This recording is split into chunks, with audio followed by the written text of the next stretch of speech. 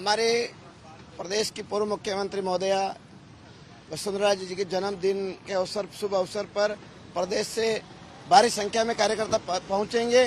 साथ ही भारतीय जनता पार्टी प्रदेश नेतृत्व के आह्वान पर विधानसभा का घेराव इस सरकार के 4 साल के काले कारनामे के खिलाफ कल भारी मात्रा में प्रदेश विधानसभा के सामने घेराव किया जाएगा। इसमें भी भारी संख्या प्रदेश से उमड़ने का संभावना है। वसुंधरा जी के जन्मदिन को लेकर किस तरह का उत्साह है? उन्होंने आज से लोगों को तैयार किया, आपको विधानसभा में पहुंचाने की कोशिश की, आप आए, आशीर्वाद मिला है हमेशा। तो कल के कार्यक्रम में आप किस तरह से कितने लोग लेके जा रहे हैं? वो हमारे प्रदेश की मुख्यमंत्री रही है, जननेता है। पूरे प्रदेश से आम जन कार्यकर्ता उनके से लगाव रखते हैं, इसलिए भारी मात्रा में सालासर बालाजी महाराज के स्थान पे वसुंधरा जी को शुभकामना देने के लिए प्रदेश की आम जनता वहाँ भारी जनसैलाब उमड़ेगा। वहाँ आप कितने लोग लेके जा रहे हैं? हमारी विधानसभा से भी कार्यकर्ता आ रहे हैं, प्रत्येक पंचायत से। लेकिन बीजेपी कार्यालय में सबको कहा गया है कि सांसद विधायक सब यही रहेंगे। यहाँ भी रहना ही है, विधानसभा का घेराव है और वहाँ भी औपचारिकता निभाएंगे, जाएंगे। तो सालासर से लगे हुए जिले हैं, जैसे नागौर है, चूरू है, सीकर है, झुंझुनू है, अजमेर है। यहाँ से ज्यादा संख्या में लोग पहुँचेंगे। जिस प्रकार से भरतपुर के समय भरतपुर के आसपास के पूछड़ी के लोटा में पहुंचे थे, वैसे पूरे राजस्थान के लोग आएंगे। हाड़ौती से तो बहुत ही लोग, बहुत ज्यादा तादाद में लोग यहाँ पर आएंगे। विधायक पहुंचेंगे, पार्टी का प्रदर्शन भी है कल? पार्टी का कोई प्रदर्शन नहीं है, ये जन्मदिन मना रही है, ये कोई पार्टी का प्रोग्राम नहीं है। जन्मदिन मनाती आई है और धार्मिक केंद्रों पर, आस्था के केंद्र जहाँ पर है वहाँ पर मनाती रही है। पिछली बार केशवराय पाटन में मनाया था, अब के शेखावाटी में सालासर बालाजी पे मना रही हैं। अब जो एमएलए कितने जाएंगे ये तो आप कल आपको दूध का दूध और पानी का पानी हो जाएगा, आपको सब सामने नजर आ जाएगा।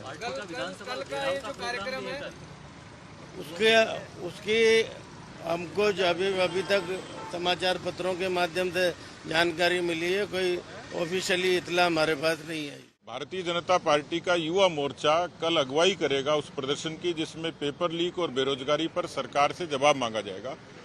कोशिश ये है कि जयपुर के संभाग के और आसपास के विधानसभाओं में फोकस किया है। 19 विधानसभा जयपुर के और निकटवर्ती 55 कुल मिलाकर विधानसभा, जिससे बड़ी संख्या में हर तबके का 36 कौम का नौजवान आएगा और इस पेपर लीक पर सरकार को जगाने का, सरकार से मांग करने का और सरकार को प्रतिकार करने का काम करेगा।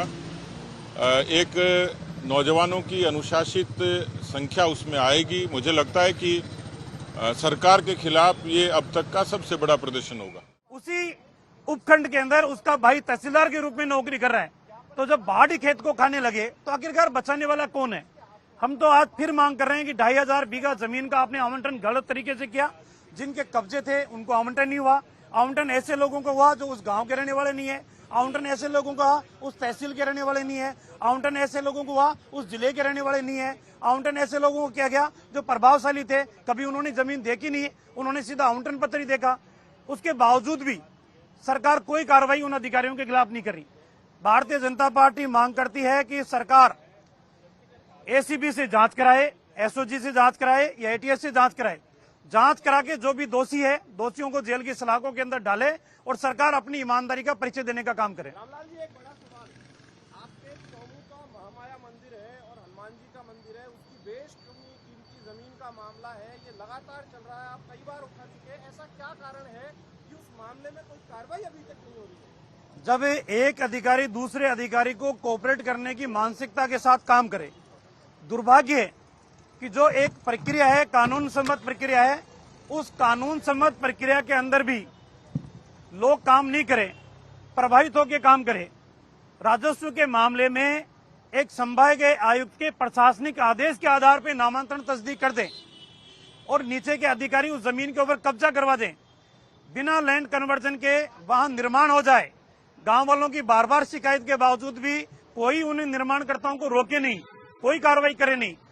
दुर्भाग्य है इस बात का कि सरकार आंख बंद करके बैठी हुई है, अधिकारी आंख बंद करके बैठे हुए हैं।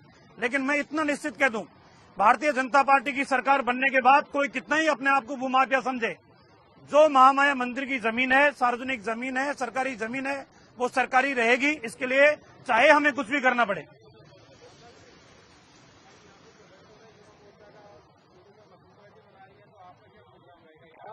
करेंगे? क्या वसुंधरा जी देखिए दोनों ही कार्यक्रम भारतीय जनता पार्टी के कार्यक्रम है।